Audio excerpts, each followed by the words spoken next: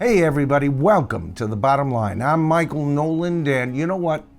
2023 has been a hit and miss for the Beatles, in my opinion. First of all, we were all expecting a remixed Rubber Soul album, my favorite Beatles album, and we didn't get it. So that was a miss. But then we got their brand new single, Now and Then. That was definitely a hit. That song still is carving its way into my brain. I think it's a wonderful track. But then we got it attached to the Beatles' Red and Blue albums. I didn't understand that move right from the beginning, with the exception of understanding it was a way to dump this wonderful single onto an album just in time for the silly season, for sales. Now, I've already covered my thoughts on the Red portion of this release, the Red album, and my general feeling was it had both hits and misses on that album. There were some good remixes there, and there were some ludicrous remixes as well. Now, the Blue album has fewer 2023 remixes, and the first song that I really listened to was I Am the Walrus, and I was not impressed. But tonight, I'm going to finish it up. I'm going to cover the rest of the 2023 remixes, and I'm going to announce the results of my poll as to whether I Am the Walrus is a good remix or not. But I have a question for you folks. If John Lennon and George Harrison were alive today, would they have ever okayed these remixes that we're going to cover tonight?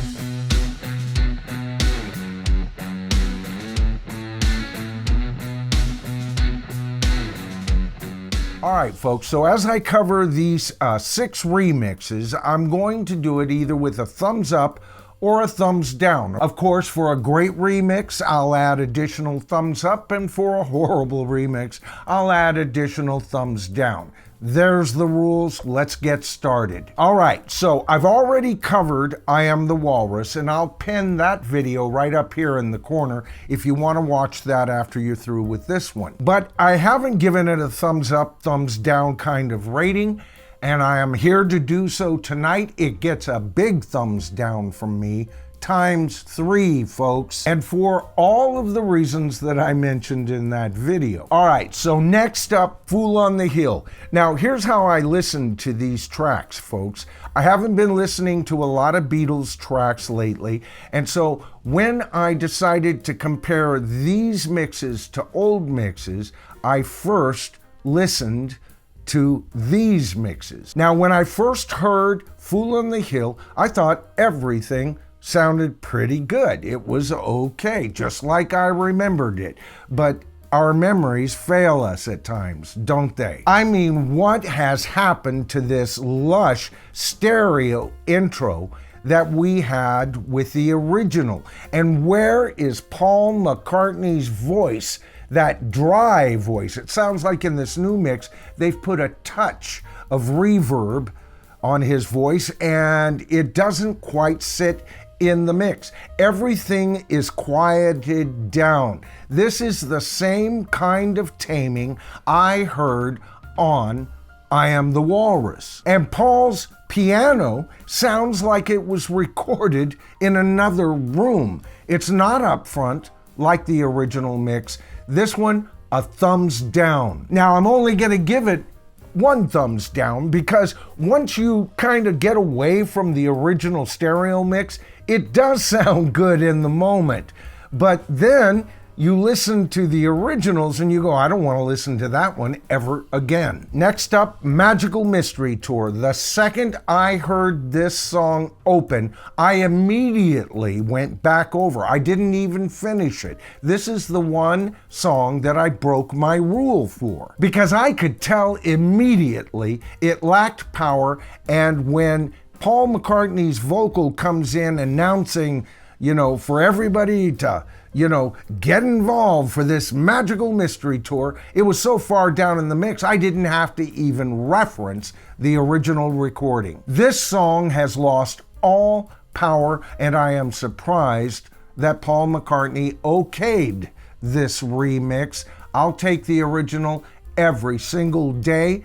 A thumbs down and another thumbs down for Magical Mystery Tour. All right, next up, Revolution. The same taming process is evident here, but surprisingly, I really do like this remix. Now, it's not 100% a winner.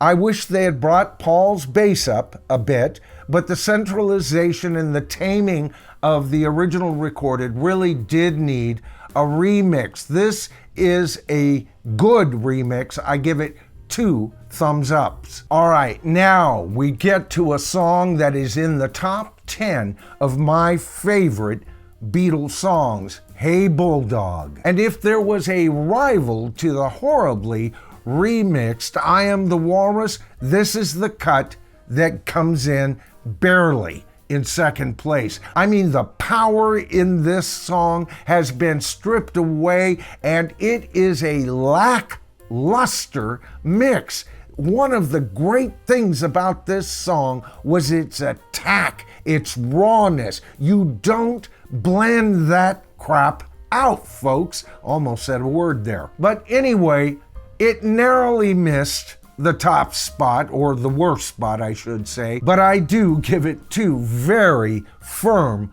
thumbs downs. Next up, Old Brown Shoe. You guys know what a George Harrison fan I am, and I've got to tell you, they have taken all of the charm from this song. These are one of the songs that was recorded rather quickly, and the rawness is part of the charm and part of the Beatle magic that we hear. The basic remix is good, but the power and the rawness is missing. Some Beatle tracks need to be raw.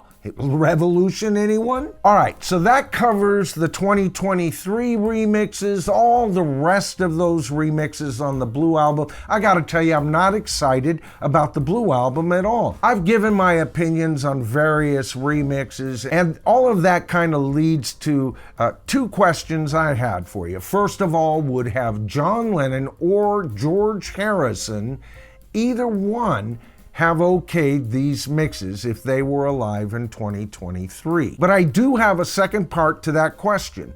Is Giles Martin at this point the right guy to be handling future Beatles projects? When he nails it firm. So he's got the talent, he's got the ear, but I'm wondering what the hell is going on here. I loved the remixed Sgt. Pepper's album. I wouldn't have given you 2 cents for what he did with Abbey Road. I loved some of his earlier stuff, but even the wonderful Revolver we got from last year is only wonderful because between the various versions, the original, right, the mono, then we had the remix.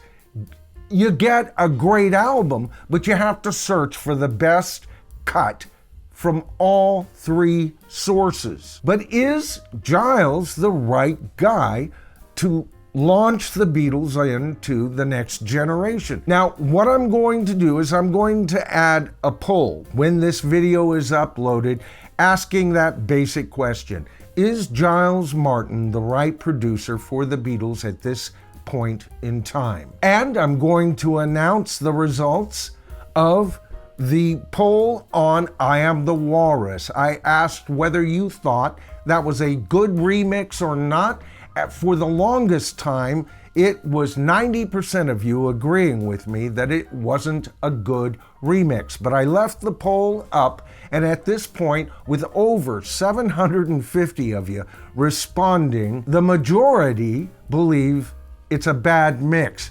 But that's only 58% of you, folks. 42% of you loved it. All right, folks, I hope you enjoyed tonight's video. If you did, please give it a thumbs up. Helps with channel growth and all of that. And if you haven't subscribed to the channel as of yet, I don't know what you're waiting for. It's so damned easy. All you have to do is hit that subscribe to the tribe button, tap that top bell icon so that you'll be notified of all my future videos, and you are square and there. All right, I'm Michael Noland. This is The Bottom Line. And in the comments, especially on this one, folks, we are the tribe.